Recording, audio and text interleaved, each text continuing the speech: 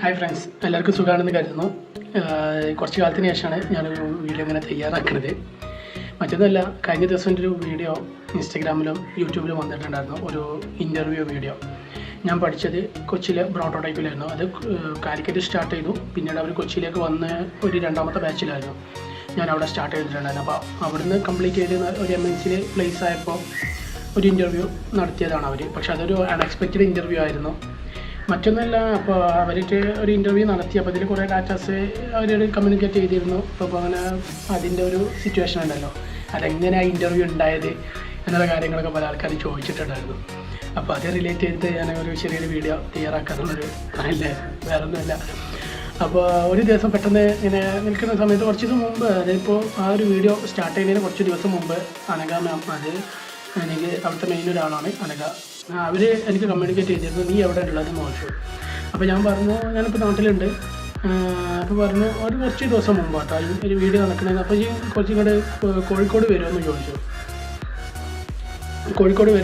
അപ്പോൾ ഞാൻ പറഞ്ഞു കോഴിക്കോട് വരണമെങ്കിൽ വരെ, പക്ഷേ എനിക്ക് വീക്കെൻഡിലേ പറ്റുള്ളൂ എന്നുള്ള കാര്യം പറഞ്ഞപ്പോൾ അവർ പറഞ്ഞു ആയിക്കോട്ടെ, കുഴപ്പമില്ല എന്നാണ്. പിന്നെ അതിനെക്കുറിച്ചൊരു ഡീറ്റെയിൽ ഒന്നുമില്ല. പിന്നെ പെട്ടെന്നൊരു ദിവസം എനിക്ക് വിളിച്ചുകൊണ്ട് പറഞ്ഞു നീ ഇപ്പോൾ നാട്ടിലുണ്ടോയെന്ന് ചോദിച്ചു.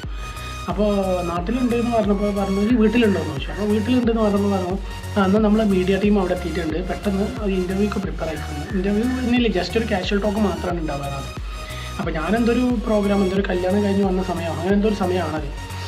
അപ്പോൾ അതിനനുസരിച്ചുള്ള പ്രിപ്പറേഷനൊന്നുമില്ല. അപ്പോൾ പെട്ടെന്ന് ഞാൻ വീട്ടിലെത്തി. അപ്പോൾ ഞാൻ ഒന്ന് എന്താ പറയുക, ചായക്ക് എന്തെങ്കിലും കൊടുക്കണ്ട, അപ്പോൾ വീട്ടിൽ പ്രതീക്ഷിക്കാത്ത ഒരാളാണ്. അപ്പോൾ ഞാൻ പെട്ടെന്ന് ടൗണിൽ പോയി കണ്ട് എന്തെങ്കിലും ചെറിയൊരു സ്നാക്സ് കുറച്ച് വാങ്ങിക്കൊണ്ടുവന്നു. എന്നാൽ പിന്നെ കുറച്ച് നേരം കഴിഞ്ഞപ്പോൾ അവരോട് നാട്ടിലെത്തി. അവർക്ക് ലൊക്കേഷൻ വിട്ടെടുത്തപ്പോൾ അവർ നാട്ടിലെത്തി. അപ്പോൾ പ്രത്യേകിച്ച് അവർക്കൊരു നല്ലൊരു ട്രീറ്റ് കൊടുക്കാൻ പറ്റിയിട്ടില്ല, ഭയങ്കര സങ്കടമായി പോയി. അവരത്ര ഏരിയയിൽ നിന്ന് വന്നതല്ലേ, അവർ ബാംഗ്ലൂരിൽ നിന്നിട്ട് വന്നിട്ട് ഇവരെന്തൊരു ഇൻ്റർവ്യൂ ഉണ്ടായിരുന്നതാണ് ഒരു കോഴിക്കോട്. അപ്പോൾ അതെന്തൊരു ഫ്ലോപ്പായിട്ടാണ് പിന്നെ എൻ്റെ അടുത്തേക്ക് വരുന്നത്, എന്നെ വിളിക്കുന്നതും അങ്ങനെ ഒരു ഇൻ്റർവ്യൂ നടക്കുന്നതും. അപ്പോൾ അങ്ങനെയാണ് ആ ഒരു ഇൻ്റർവ്യൂക്കുള്ളൊരു പ്രിപ്പറേഷൻ ഉണ്ടാവാൻ കാരണം. അങ്ങനെ അവർ വീട്ടിൽ വന്നപ്പോൾ അവർക്ക് നല്ലൊരു ഏരിയ കണ്ടു. അവിടെ നമ്മുടെ തൊട്ട് താഴത്ത് പാടാണ്, തൊട്ട് മുമ്പിൽ. അപ്പോൾ ആ പാടത്ത് കുട്ടികൾ കളിക്കുന്ന ഒരു ഏരിയ കണ്ടപ്പോൾ എന്നോട് പറഞ്ഞു ഇവിടെ അപ്പുറത്ത് എന്താ പരിപാടി എന്ന് ചോദിച്ചു. അപ്പോൾ പറഞ്ഞു അപ്പുറത്ത് പാടാണ്, അപ്പോൾ കുട്ടികൾ കളിക്കുന്ന ഏരിയ എന്ന് പറഞ്ഞപ്പോൾ അവർ പറഞ്ഞു നല്ലൊരു ബാക്ക്ഗ്രൗണ്ട് ഉടനെ കിട്ടാനുണ്ട് എന്നാണ് അങ്ങനെ അങ്ങോട്ട് പോയത്. അങ്ങനെ ആ കുട്ടികളെ അതാണെങ്കിൽ ആ ഫസ്റ്റ് വീഡിയോൻ്റെ ഇൻട്രൊഡക്ഷനിൽ വരുന്ന ഒരു ഭാഗം. അങ്ങനെ അവിടെ പോയിട്ട് ഇൻ്റർവ്യൂ നടത്തി, കുറച്ച് കാര്യങ്ങളൊക്കെ ചോദിച്ചു. അപ്പം അന്ന് സംസാരിച്ചതിൽ ഒരുപാട് കാര്യങ്ങൾ ചോദിച്ചപ്പോൾ ഞാൻ കരിയറിലേക്ക് സ്റ്റാർട്ട് ചെയ്തത് അങ്ങനെയാണ്. അതിലൊരുപാട് കാര്യങ്ങൾ കട്ടായി പോയിട്ടുണ്ട്. അപ്പോൾ അതിൽ ഉൾപ്പെടാത്ത കുറേ കാര്യങ്ങളുണ്ട്. അതിപ്പോൾ ഇൻ്റർവ്യൂവിൽ കഴിഞ്ഞിട്ടും അവർ എന്താ പറയുക ക്വാളിറ്റി അഷുറൻസ് ഒക്കെ ആയിട്ടാണല്ലോ ഈ വീഡിയോ പുറത്ത് കിടക്കുക. അപ്പോൾ അതിൽ ഉൾപ്പെടാത്ത കുറച്ച് കാര്യങ്ങൾ ഉണ്ടായിട്ടുണ്ടായിരുന്നു. അപ്പോൾ അത് ഞാൻ നിങ്ങളോട് ഒന്ന് ഷെയർ ചെയ്യാന്നുള്ളൊരു മൈൻഡ് സെറ്റിൽ വെച്ചതാണ്. പിന്നെ ഞാൻ പറഞ്ഞില്ല, എനിക്കൊരു ലക്ഷ്യമുണ്ട്. അപ്പോൾ അതിൻ്റെ ഒരു പ്രോസസ്സായിട്ട് ഇങ്ങനെ നമ്മൾ ചെയ്തു. എന്താ പറയുക നല്ലൊരു കരിയർ അച്ചീവ് ചെയ്യാൻ പറ്റി, നല്ല അടിപൊളി കമ്പനിയിൽ കയറാൻ പറ്റി, അങ്ങനൊരു ഹാപ്പിനെസ് ഉണ്ട്. നമ്മൾ കരിയർ നമ്മൾ ഗ്രോത്ത് ചെയ്യാനുള്ള പ്രവർത്തനം നടത്തിക്കൊണ്ടിരിക്കണമല്ലോ. അപ്പം അതിനുള്ള ശ്രമങ്ങൾ ഇനിയും തുടർന്നുകൊണ്ടിരിക്കുന്നുണ്ട്. അപ്പോൾ ഞാൻ ഈ കരിയർ സ്റ്റാർട്ട് ചെയ്യുന്ന സമയം വന്നപ്പോൾ ഏകദേശം ഒരു ചെറുപ്പത്തിൽ ഞാൻ ഓൾറെഡി അതിൽ പറഞ്ഞിട്ടുണ്ടായിരുന്നു, ഒരു കുടുംബത്തിൽ പോയപ്പോഴുള്ള ഒരു വീഡിയോ ഗെയിം കളിക്കലും. ആ ഗെയിം കളിച്ചപ്പോൾ എനിക്ക് തോന്നിയ ഒരു കമ്പ്യൂട്ടറിനോടുള്ള ഒരു അറ്റാച്ച്മെൻറ്റ്, സോഫ്റ്റ്വെയർ എഞ്ചിനീയർ ആവണം. അവിടുത്തെ 3 പേരും സോഫ്റ്റ്വെയർ എഞ്ചിനീയേഴ്സാണ്, 2 പെൺകുട്ടികളും 1 ആൺകുട്ടിയാണ്. അവരിപ്പോൾ ദുബായിലാണ് നമ്മൾ വർക്ക് ചെയ്യുന്നത്. അങ്ങനെ ദുബായിൽ വർക്ക് ചെയ്യുന്നവരാണ്. അപ്പോൾ അന്ന് അവരോട് സിസ്റ്റം കണ്ടപ്പോൾ എനിക്കൊരു ക്രേസ് തോന്നി. അപ്പോൾ ആ ഒരു ഇഷ്ടത്തിന് പുറത്ത് ഇങ്ങനെ വർക്ക് ചെയ്ത് ഏകദേശം ഞാനന്ന് 6ാം ക്ലാസ്സിൽ വെച്ചാണ് പഠിക്കുന്നത്. ആ വീഡിയോ ഗെയിം കളിച്ചപ്പോൾ എനിക്കൊരു കമ്പ്യൂട്ടറിനോട് പ്രത്യേക ഒരു അട്രാക്ഷൻ തോന്നിയപ്പോൾ അന്ന് മുതൽ സോഫ്റ്റ്വെയർ എഞ്ചിനീയർ ആവണം എന്നുള്ളൊരു മൈൻഡ് സെറ്റ് ഉണ്ടായിരുന്നു. പക്ഷേ പിന്നീട് പഠിച്ചു. മറ്റ് 10th എത്തുമ്പോൾ 8ലെത്തി ഒരു ഹെൽത്ത് ഇഷ്യൂ വന്നു. 9ലെത്തിയപ്പോൾ 9th സ്റ്റാൻഡേർഡ് ഫൈനൽ ഇയർ, അത് എക്സാം കഴിഞ്ഞ ഉടനെ എനിക്കൊരു ഹെൽത്ത് ഇഷ്യൂ വന്നു. 10th എത്തുന്നതിന് തൊട്ട് മുമ്പ് റിസൾട്ട് വരുന്നതിൻ്റെ എന്തായാലും ഇത് ജയിക്കുമെന്നുള്ളത് അറിയാം. കാരണം അന്നത് ഒരു എന്താ പറയുക വലിയ ഒരു അത്യാവശ്യം കുഴപ്പമില്ലാത്തൊരു പടുവായിരുന്നു. എന്ന് പറഞ്ഞാൽ മനസ്സിലാവുമല്ലോ, ഒരു പഠിപ്പിസ്റ്റായിരുന്നു. പിന്നീട് 10th എത്തി. ഹെൽത്ത് ഇഷ്യൂ കാരണം ഒരു വർഷം പോയി. പിന്നെ 10th എത്തി. പഠിക്കാനുള്ളൊരു ഇൻട്രസ്റ്റും കാര്യങ്ങളൊക്കെ നഷ്ടപ്പെട്ടു. അപ്പം എന്താ പറയുക കുറച്ച് സ്ട്രഗിൾ അനുഭവിച്ച സമയമായിരുന്നു. പിന്നെ ജസ്റ്റ് പാസ്സാവാൻ തന്നെ അവസ്ഥയിലായിരുന്നു. അങ്ങനെ പാസ്സാവാൻ സാധ്യതയില്ലാത്തൊരു വ്യക്തിയായിട്ടാണ് പിന്നെ 10th പാസ്സാവാണ്. ജസ്റ്റ് പാസ് മാർക്കേ ഉള്ളൂ, അത്രേ ഉള്ളൂ. പിന്നെ ഒരു എന്താ പറയുക +1ൻ്റെ ഇടയ്ക്ക്, അതായത് +1ലേക്ക് കയറി. അവിടെ ഞാനൊരു പ്രൈവറ്റ് കോളേജിലാണ് അഡ്മിഷൻ കിട്ടിയത്. കാരണം മാർക്ക് കുറവാകുമ്പോൾ സ്വാഭാവികമായിട്ടും പ്രൈവറ്റിൽ പോകേണ്ടി വരും. അങ്ങനെ പ്രൈവറ്റ് കോളേജിൽ ഇരിക്കുന്ന സമയത്താണ് ഇവിടെ ഒരു അഡീഷണൽ ബാച്ച് വരുന്നത്. 2010-ലാണ്, 10-11 വർഷത്തിലാണെന്ന് തോന്നുന്നു. 10-11 വർഷത്തിലാണ് ഒരു അഡീഷണൽ ബാച്ച് വരുന്നത്. അതായത് നമ്മുടെ ഇവിടെ തിരൂർ GHSS 70 എന്ന് പറയും. അവിടെ +1 ഒരു അഡീഷണൽ ബാച്ച് വരുന്നുണ്ട്. അതും കമ്പ്യൂട്ടർ സയൻസ് ആയിരുന്നു അന്നത്തെ സബ്ജക്റ്റായിട്ട് ഒരു അഡീഷണൽ ബാച്ച് വരുന്നത്. അപ്പോൾ പിന്നെ സ്വാഭാവികമായിട്ട് എല്ലാവരും അഡീഷണൽ ബാച്ച് വരുന്നതല്ല. അപ്പോൾ എങ്ങനെയാലും അപ്ലൈ ചെയ്ത് നോക്കി, അങ്ങനെ അഡീഷണൽ ബാച്ചിലേക്ക് കിട്ടി. അങ്ങനെയാണ് കമ്പ്യൂട്ടർ സയൻസിലേക്ക് കിടക്കുന്നത്. പക്ഷേ ഇവിടെ ഒരു അറിയാലോ, ബേസൊക്കെ ഏകദേശം പൊട്ടിപ്പൊളിഞ്ഞൊരു അവസ്ഥയായിരുന്നു. അത് 10ാം ക്ലാസ് ജസ്റ്റ് പാസ്സാണ്, ബേസ് ഒന്നും കൃത്യമായിട്ടില്ല. പിന്നെ +1 കടന്നു. +1 കട്ടപ്പൊക്കെ ആയിരുന്നു. പക്ഷേ ജസ്റ്റ് എന്താ പറയുക, +1 ജസ്റ്റ് പൊട്ടലും ആകെ ഒരു വിഷയമായിട്ട് പാസ്സായിട്ടുള്ളൊരു അവസ്ഥ ഒക്കെ ഉണ്ടായിരുന്നു +2 കഴിഞ്ഞ് വരുമ്പോൾ. പിന്നീട് ഒരു വർഷം വീണ്ടും ബിസിനസ്സിലേക്ക് ഇറങ്ങി ഫാദറിൻ്റെ കൂടെ. അപ്പോൾ ഞാൻ പറഞ്ഞല്ലോ, ഇതിനിടയ്ക്ക് ഒരു 9ാം ക്ലാസ്സിൽ നിന്ന് 10ാം ക്ലാസ്സിൻ്റെ ഇടയ്ക്ക് ഒരു ഗ്യാപ്പ് ഉണ്ടായിരുന്നു, 6 മന്ത് ഗ്യാപ്പ് ഉണ്ടായിരുന്നു. കാരണം ഞാൻ ആ ഒരു ബാച്ചിലേക്ക് കയറാൻ പറ്റാത്തൊരു കാരണം കൊണ്ട് പിറ്റത്തെ ബാച്ചിലേക്ക് കയറാമെന്നുള്ള അവസ്ഥ ആയിരുന്നു. 6 മാസം കഴിഞ്ഞുകൊണ്ട് പിറ്റത്തെ ബാച്ചിലേക്ക് കയറാമെന്നുള്ള അവസ്ഥ വന്നു. അങ്ങനെയാണ് ഞാൻ 6 മന്ത് ഒരു ഗ്യാപ്പ് ഉണ്ടായിരുന്നു. അതിനിടയ്ക്ക് ഞാനൊരു കമ്പ്യൂട്ടർ ഹാർഡ്വെയർ നെറ്റ്വർക്കിൻ്റെ കോഴ്സിന് പോയിട്ടുണ്ടായിരുന്നു. കമ്പ്യൂട്ടറിൻ്റെ ഹാർഡ്വെയർ നെറ്റ്വർക്ക്, സോഫ്റ്റ്വെയർ ഇൻസ്റ്റാളേഷൻ, അങ്ങനത്തെ കുറേ കാര്യങ്ങൾ കമ്പ്യൂട്ടറിൻ്റെ റാം റിലേറ്റഡ് ആയിട്ട് വെച്ചാൽ കമ്പ്യൂട്ടറിൻ്റെ അസംബ്ലിങ് അടക്കം ഏറ്റവും ഒരുവിധ കാര്യങ്ങളൊക്കെ ചെയ്യും. അതായത് CCTV അസംബ്ലിങ്, അങ്ങനത്തെ കുറേ കാര്യങ്ങളൊക്കെ അവിടുന്ന് പഠിച്ചു. അപ്പോൾ ഒരു കമ്പ്യൂട്ടറിനെ കുറിച്ച് ധാരണ, എന്തൊക്കെയാണ് കമ്പ്യൂട്ടറിനുള്ളിൽ പെരിഫറൽസ് എന്തൊക്കെയാണ്, അങ്ങനത്തെ ഒരു ധാരണ, അതായത് സോഫ്റ്റ്വെയർ ഇൻസ്റ്റാളേഷൻ, അങ്ങനത്തെ കുറേ കാര്യങ്ങളുണ്ടല്ലോ. അതൊക്കെ ഇന്നത്തെ കാലത്ത് ഒക്കെ യൂട്യൂബ് കാര്യങ്ങളൊക്കെ ഉണ്ട്. അന്നത് അങ്ങനത്തെ ലെവലിൽ പോപ്പുലർ ആയിട്ടില്ലല്ലോ ഈ കാര്യങ്ങളൊന്നും. ഇന്നിപ്പോൾ വീഡിയോ ഇപ്പോൾ ഞാൻ തന്നെ ചെയ്യുന്നത് യൂട്യൂബിലേക്ക് ഇടാൻ വേണ്ടിയിട്ടായിരിക്കും. ഇനി പല ആൾക്കാർക്കും ഇൻസ്പിറേഷൻ ആവട്ടെ, എനിക്കും ഒരു ഇൻസ്പിറേഷൻ ആവുമല്ലോ നമ്മുടെ ലൈഫ് പറയുമ്പോൾ. അപ്പോൾ അങ്ങനത്തെ ഒരു രീതിയിൽ ഞാൻ എന്ത് ചെയ്തു, അവിടുന്ന് കുറേ കാര്യങ്ങൾ പഠിച്ചെടുത്തിട്ടുണ്ടായിരുന്നു. അതിൻ്റെ ഇടയ്ക്ക് ഞാൻ അവിടെ കമ്പനിയിൽ അല്ലെങ്കിൽ അവിടെ ആ ഒരു ട്രെയിനിങ് ഇൻസ്റ്റിറ്റ്യൂട്ടിൽ വരുന്ന പല വർക്കുകളുണ്ട്, പല വീട്ടുകളുടെ സോഫ്റ്റ്വെയർസ് കംപ്ലൈൻ്റ് ആയത്. അപ്പോൾ ഞങ്ങൾ ഏകദേശം അടുത്ത് പോയി വരാനുള്ള സ്ഥലങ്ങളിലൊക്കെ ഞാൻ പോയിട്ട് അവിടെ സോഫ്റ്റ്വെയർ പിന്നെ ഈ റീഇൻസ്റ്റാൾ ചെയ്ത് ഫോർമാറ്റിങ് കാര്യങ്ങളൊക്കെ ചെയ്ത് കൊടുത്ത് പാർട്ടിഷൻ ചെയ്യേണ്ട കാര്യങ്ങളൊക്കെ ഉണ്ടായിട്ടുണ്ടായിരുന്നു. അപ്പോൾ അതൊക്കെ ചെയ്ത് കൊടുത്ത് ഫുള്ള് സെറ്റാക്കി കൊടുത്തിട്ട് പോകുന്ന സമയങ്ങളൊക്കെ ഉണ്ടായിട്ടുണ്ട്. അപ്പോൾ അങ്ങനെയൊക്കെ കുറേ കാര്യങ്ങൾ പഠിക്കാം, കമ്പ്യൂട്ടറുമായിട്ട് കുറച്ചുകൂടി ഇടപഴകാൻ പറ്റും. പക്ഷേ അപ്പോഴും എൻ്റെ കയ്യിൽ പേഴ്സണൽ സിസ്റ്റം ആയിട്ടൊന്നും ഉണ്ടായിട്ടില്ല. പിന്നെ 10th കഴിഞ്ഞ് +1 എത്തുന്നതിന് മുമ്പാണ് ഫാദർ സിസ്റ്റം വാങ്ങി തന്നത്. അപ്പോൾ അന്ന് ഏതായിരുന്നു, ഇന്റലിൻ്റെ AMD Athlon 2 ആയിരുന്നു തോന്നുന്നു അന്നത്തെ പോപ്പുലർ ആയിട്ടുള്ള AMD ഇന്റലല്ല AMDൻ്റെ പ്രോസസ്സറായിരുന്നു അന്ന് എനിക്ക് കിട്ടിയിട്ടുണ്ടായിരുന്നു. അപ്പോൾ ഒരു 2 GB റാമും ഉള്ളൊരു സിസ്റ്റം. അന്ന് കമ്പ്യൂട്ടർ എന്ന് പറഞ്ഞു കഴിഞ്ഞാൽ നമ്മളെപ്പോഴും ഇതിനെക്കുറിച്ച് പഠിക്കാനുള്ളൊരു റിസോഴ്സ് ഇല്ലല്ലോ. നെറ്റ് എന്ന് പറഞ്ഞാൽ മൊബൈലിൽ നിന്ന് കണക്ട് ചെയ്തിട്ട് കിട്ടുന്ന നെറ്റ് എന്നല്ലാതെ നമുക്ക് ഇന്നത്തെ പോലെ സുലഭമായിട്ട് നെറ്റ് കിട്ടാനില്ല. അപ്പോൾ നമ്മൾ അപ്പോഴും നമുക്ക് ഇതിപ്പോൾ പിന്നെ നെറ്റിനെക്കാട്ട് അപ്പുറമാണ് ഒരാൾക്കൊരു ഇൻസ്ട്രക്ഷൻ കിട്ടുക എന്ന് പറഞ്ഞാൽ. ഇതിപ്പോൾ ചോദിക്കുന്ന ആൾക്കാരൊക്കെ നമുക്കിപ്പോൾ ഇന്ന് ചോദിക്കാനും പറയാനും ഒരുപാട് നെറ്റ്വർക്കുണ്ട്, കമ്മ്യൂണിറ്റി ഉണ്ട്. ഇപ്പോൾ ഞാൻ തന്നെ ഒരുപാട് വാട്സപ്പ് കമ്മ്യൂണിറ്റി മെയിൻറ്റെയിൻ ചെയ്യുന്നുണ്ട്. അപ്പോൾ അതിലൊക്കെ ചോദിക്കാനുള്ള അവസരങ്ങൾ ആളുകളും എക്സ്പേർട്സും ഒക്കെ അതിലുണ്ടാവും. അപ്പോൾ ഇതൊന്നും നമുക്ക് അന്നത്തെ കാലത്തില്ല. അപ്പോൾ നമുക്ക് ഇതിനെക്കുറിച്ചൊരു ഐഡിയ കിട്ടുക, ധാരണ കിട്ടുക, നേരം എന്ത് ചെയ്തു പിന്നെ അങ്ങനെ പോകുന്നൊരു കാലഘട്ടമാണല്ലോ. അപ്പോൾ ഞാൻ പറഞ്ഞാൽ അന്ന് +2 ജസ്റ്റ് നല്ല ഉഷാറായിട്ട് പൊട്ടി, അടിപൊളിയായിട്ട് പൊട്ടി. അപ്പോൾ പിന്നെ ഫാദറിനും ഒക്കെ മനസ്സിലായി ഇവനെ പഠിപ്പിച്ചിട്ട് വലിയ കാര്യമൊന്നുമില്ല എന്നുള്ളൊരു ധാരണ ആയപ്പോൾ ഫാദർ എന്താ പറഞ്ഞു, പിന്നെ ഈ ബിസിനസ്സിലേക്ക് പോരാൻ ഫാദറിൻ്റെ കൂടെ നിൽക്കാൻ വേണ്ടിയിട്ട് ടെക്സ്റ്റൈൽസിലേക്ക് വിളിച്ചു. അവിടെ കുറേ കാലം ഏകദേശം ഒരു 1 ഇയറിൻ്റെ മുകളിൽ നിന്നിട്ടുണ്ടാവും. അപ്പോഴാണ് എനിക്ക് ഈ ബിസിനസ് നമ്മുടെ ജീവിതത്തിൽ പല റിസ്ക്കുകളൊന്നും വെക്കാൻ തുടങ്ങുമല്ലോ. അപ്പോൾ എനിക്ക് തോന്നി ഈ പരിപാടി നന്നാവില്ല, ഒന്ന് പഠിക്കണമെങ്കിൽ നന്നായിരിക്കും, എല്ലാവർക്കും അത്യാവശ്യം പഠിച്ച് രക്ഷപ്പെടുന്നുണ്ടല്ലോ എന്നുള്ള മൈൻഡ് സെറ്റ്. അപ്പോഴും ഞാൻ എൻ്റെ ഈ ഒരു കരിയറിനോടുള്ള അട്രാക്ഷൻ വിട്ടിട്ടുണ്ടായിരുന്നില്ല. അപ്പോൾ ഞാൻ എന്താ വെച്ചാൽ പോളി പോകണമെങ്കിൽ +2 വേണ്ട. അപ്പോൾ പോളി പോകണമെങ്കിൽ +2 വേണ്ടാത്തതുകൊണ്ട് പിന്നെ നമുക്ക് എന്താ പറയുക, അവിടെ ജസ്റ്റ് അഡ്മിഷൻ കിട്ടാൻ SSLC മതി. SSLC മതി എന്നുള്ള കാരണം കൊണ്ട് തന്നെ നമുക്കെന്താണ് പിന്നെ എനിക്ക് ഒന്നുകൂടി എളുപ്പമായി കിട്ടി. കാരണം +2 ഇല്ലെങ്കിലും SSLC വെച്ച് കഴിയാമെന്നല്ല. അപ്പോഴാണ് എൻ്റെ പല കൂട്ടുകാരനുണ്ട് ഇവിടെ അടുത്തുള്ളതാണ്. അപ്പോൾ അവർ പറഞ്ഞു എനിക്ക് പോളിയിലൊരു സീറ്റ് ഉണ്ട്, അവരൊരു പൊളിറ്റീഷ്യനാണ്. അപ്പോൾ അവർ പറഞ്ഞു എനിക്കൊരു പോളിയിലൊരു സീറ്റ് ഉണ്ട്, ആ സീറ്റ് നീ ഗവൺമെൻറ്റിൽ അപ്ലൈ ചെയ്തോ, അത് കിട്ടിയിട്ടില്ല എന്നുണ്ടെങ്കിൽ നീ എന്ത് ചെയ്തോ, എനിക്ക് ഞാൻ സീറ്റ് തരാമെന്ന് പറഞ്ഞ ലെവലിൽ സംസാരിച്ചു. അപ്പോൾ ഞാൻ പറഞ്ഞു എനിക്ക് ലീഗലായിട്ട് കിട്ടുമെന്ന് നോക്കട്ടെ. അതായത് ഇപ്പോൾ 2 മോശമാണെന്നല്ല പറഞ്ഞത്. അപ്പോൾ ഒന്ന് മാനേജ്മെൻറ്റ് കോട്ടയായിരുന്നു മൂപ്പര കയ്യിലുണ്ടായിരുന്ന ഒരു സീറ്റ്. അപ്പോൾ ഞാൻ പറഞ്ഞു ഞാൻ ഗവൺമെൻറ് ലെവലിൽ കിട്ടുമോ നോക്കട്ടെ എന്നാണ്. അപ്പോൾ കമ്പ്യൂട്ടറിന് ആരും അപ്ലൈ ചെയ്യണില്ല അന്ന് തന്നെ. അപ്പോൾ അതുകൊണ്ട് തന്നെ എനിക്ക് പെട്ടെന്ന് കമ്പ്യൂട്ടറിലേക്ക് കിട്ടി. അതും തന്നെ ജസ്റ്റ് പാസ്സായ ഒരു കാരണം കൊണ്ട് തന്നെ നമുക്ക് ജസ്റ്റ് എന്താ പറയുക ഒരു 52 അത് 60 സ്റ്റുഡൻസിൽ 52ാമത്തെ റാങ്കാണ് എനിക്ക് വന്നത്. സ്വാഭാവികമായിട്ട് അതിനനുസരിച്ച് മാർക്കേ ഉള്ളൂ. അപ്പോൾ സ്വാഭാവികമായിട്ടും അടുത്ത റാങ്കിൽ ഉൾപ്പെടാൻ പറ്റുള്ളൂ. ഇനി അത് കഴിഞ്ഞതിന് ശേഷം ഞാൻ എന്ത് ചെയ്തു, പോളിയിലേക്ക് സ്റ്റാർട്ട് ചെയ്തു. എന്നെ സംബന്ധിച്ചിടത്തോളം ഫാമിലിക്ക് വലിയൊരു എന്താ പറയുക ഫാമിലിക്ക് വലിയൊരു താല്പര്യം ഉണ്ടായിട്ടില്ല എൻ്റെ കാര്യത്തിൽ ഇങ്ങനെ പഠിക്കാൻ പോകണം. കാരണം ഞാൻ ഓൾറെഡി നല്ലൊരു ഇമേജ് ക്രിയേറ്റ് ചെയ്ത് വെച്ചിട്ടുണ്ട്. നല്ല 8 വിശാലമായിട്ട് 8 നിലയിൽ പൊട്ടണമെന്നുള്ള ഒരു ഇത് ക്രിയേറ്റ് ചെയ്ത് വെച്ചിട്ടുണ്ടായിരുന്നു ഒരു ബാക്ക്ഗ്രൗണ്ട്. അതുകൊണ്ട് തന്നെ അവർക്ക് വലിയൊരു താല്പര്യം ഉണ്ടായിട്ടില്ല എൻ്റെ കാര്യത്തിൽ. അപ്പോൾ ഞാൻ അവസാനം ഒരുപാട് പ്രഷർ എടുത്തിട്ടാണ് ഇവിടെ പഠിക്കാൻ പോയത്. കോളേജിൽ പഠിക്കാൻ പോയി. അവിടുന്ന് ഒരു റിസ്ക് ആയിരുന്നു. അവിടുന്നാണ് റിസ്ക് എടുക്കുന്നതിൽ ഇനീഷ്യൽ സ്റ്റെപ്പ് ഞാൻ സ്റ്റാർട്ട് ചെയ്യുന്നത്. റിസ്ക് എന്ന് വെച്ച് കഴിഞ്ഞാൽ എന്നെ സംബന്ധിച്ചിടത്തോളം നമ്മുടെ മാത്തമാറ്റിക്സ് ഐഡിയ ഇല്ല. കാരണം ഇവിടെ ഞാൻ ഓൾറെഡി ഉഴപ്പി ഒരുപാട് കാര്യങ്ങൾ കാരണം പോയിട്ടുണ്ട്. +1 +2 കുറിച്ച് ലോജിക്കില്ല, ഇംഗ്ലീഷ് പോരാ, അങ്ങനെ ഇത്രയൊക്കെ ചലഞ്ചസ് എന്നെ സംബന്ധിച്ചിടത്തോളം അവിടെ ഉണ്ടായിരുന്നു. അതുകൊണ്ട് തന്നെ ഫസ്റ്റ് ഇയർ നമ്മളിപ്പോൾ പെട്ടെന്ന് മലയാളത്തിൽ പഠിക്കുന്ന സംഭവത്തിൽ ഇപ്പോൾ ഈ +2 തന്നെ നമ്മളൊന്നും പഠിച്ചിട്ടില്ല. SSLC വരെ നമ്മൾ മലയാളത്തിലാണ് പഠിക്കുക. +1 +2 കുറച്ച് ഇംഗ്ലീഷിലേക്ക് കൺവേർട്ട് ആവും. അവിടെ ഞാനൊന്നും നോക്കലും കൂടിയില്ല. അങ്ങനത്തെ ഒരു അവസ്ഥയിൽ പെട്ടെന്ന് നമ്മൾ പോളിക്ക് എത്തുമ്പോൾ ഫുൾ ഇംഗ്ലീഷിലേക്ക് കൺവേർട്ട് ചെയ്യപ്പെടണം. അവിടെ എഴുതാം, ലാംഗ്വേജ് മാത്രമല്ലല്ലോ, അവിടെ നമ്മൾ ടെക്നിക്കൽ സബ്ജക്റ്റും കൂടി അവിടെ ആഡ് ചെയ്യണമല്ലോ. അപ്പോൾ ഒരു വലിയൊരു റിസ്ക് ആയിരുന്നു. പക്ഷെ അവിടെ പ്രധാനപ്പെട്ട ഒരു കാര്യം ഉണ്ടായിരുന്നു. പ്രധാനപ്പെട്ടൊരു കാര്യം എന്താണെന്ന് വെച്ച് കഴിഞ്ഞാൽ അവിടുത്തെ ഇംഗ്ലീഷിൻ്റെ ലെക്ചർ അടിപൊളി ലെക്ചറാണ്. അദ്ദേഹം ഇന്നും ഉണ്ട് അവിടെ. അപ്പോൾ അദ്ദേഹം സൈക്കോളജിക്കലിയാണ് ക്ലാസ് എടുക്കാറ്. കാരണം അവിടെ പോളി എന്ന് പറഞ്ഞാൽ കേരളത്തിലെ ഏറ്റവും ടോപ്പ് പോളിടെക്നിക് കോളേജിലെ ഒരു പോളിടെക്നിക്കാണ് തിരൂർ SSM പോളിടെക്നിക്. അവിടെ ഈവനിങ് ബാച്ചാണ്.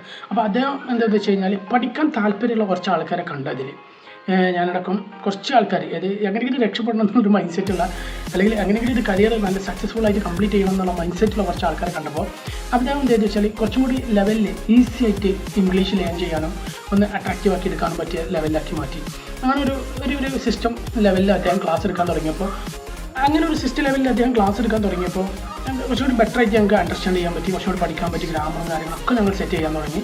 അങ്ങനെ ആ ഒരു ചലഞ്ച് എനിക്ക് അവിടുന്ന് ക്ലിയർ ചെയ്ത് പോയി. നേരെ അങ്ങോട്ട് വന്ന് പിന്നെ +1 രാത്രിയും അതിപ്പോൾ ഞങ്ങൾ ഈവനിങ് ക്ലാസ് ആയിരുന്നു. 5 to 9 ആയിരുന്നു ക്ലാസ്. 4 മണിക്കൂർ 5 to 9 ആയിരുന്നു ക്ലാസ് വന്നിരുന്നത്.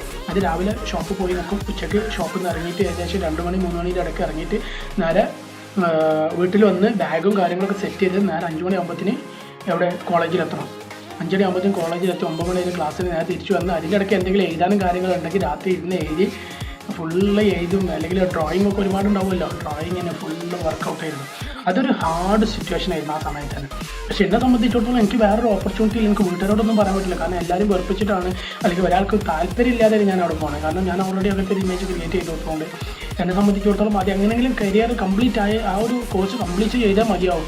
എനിക്ക് നിർത്താൻ തോന്നിയിട്ടില്ല. അത് വേറൊരു കാര്യം. ആ സമയത്ത് എനിക്ക് നിർത്താൻ തോന്നിയിട്ടില്ല. അപ്പോൾ ഇങ്ങനെ വന്ന് നേരെ ചെയ്തു. ഫസ്റ്റ് ഇയർ കംപ്ലീറ്റ് ചെയ്തപ്പോൾ ജല കിടക്കണേ 8 നില പൊട്ടുന്നതിന് പകരം ഒരു വിഷയം പൊട്ടി. അപ്പോൾ എനിക്കൊരു ഹാപ്പിനെസ്, ഒരു കോൺഫിഡൻറ്റ് വന്നു.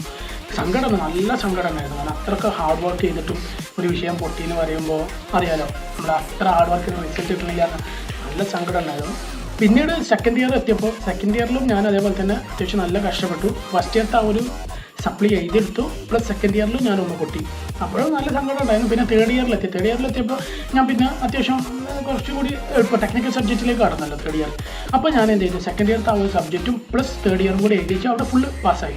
ഒറ്റ സബ്ജക്റ്റും ബാക്കി ഉണ്ടായിരുന്നില്ല ആ ലെവലിൽ. പിന്നെ ഫോർത്ത് ഇയറിൽ ചെറിയ ഇഷ്യൂസൊക്കെ ഉണ്ടായപ്പോൾ ഞാൻ കുറച്ച് കുറച്ച് എല്ലാ സബ്ജക്റ്റും പൊട്ടിയിരുന്നു. ഒരു പേഴ്സണൽ ഇഷ്യൂ കാരണം കമ്പനി കോളേജുമായി ബന്ധപ്പെട്ട് കോളേജല്ല, അതൊരു ചെറിയൊരു ഇഷ്യൂ ആയിരുന്നു. അപ്പോൾ അതുമായി ബന്ധപ്പെട്ട് ഞാൻ ഫോർത്ത് ഇയർ മൊത്തം പൊട്ടി. പക്ഷേ പിന്നെ അവിടെ നിന്ന് നിർത്തണം എന്നൊക്കെ തോന്നിയിട്ടില്ല. അപ്പോൾ അന്ന് ഒരുപാട് സപ്പോർട്ട് ചെയ്തൊരു സാറുണ്ട്, അടിസാറെന്നൊക്കെ പറയാം. അപ്പോൾ അവർ ഒരുപാട് സപ്പോർട്ടും കാര്യങ്ങളൊക്കെ ചെയ്ത് അങ്ങനെ ഞാൻ ഷോപ്പിലേക്ക് വീണ്ടും വന്നു. ഷോപ്പിൽ നിൽക്കുന്ന ടൈമിലാണ് ഈ സാറ് വന്ന് സംസാരിച്ച്, ഫാദറിന് സംസാരിച്ച് അവനെങ്ങനെയെങ്കിലും അവിടെ വരണം, അവന് ജസ്റ്റ് പാസ്സാകാൻ സാധ്യതയുള്ള കുറച്ച് ആൾക്കാരിൽ ഒരാൾ അവനാണ്, അവനെങ്ങനെയെങ്കിലും ഞങ്ങൾ പാസ്സാക്കി എടുത്തോളാം, അവന് വന്നാൽ മതി എന്നുള്ള ലെവലിൽ അദ്ദേഹം സംസാരിച്ചു.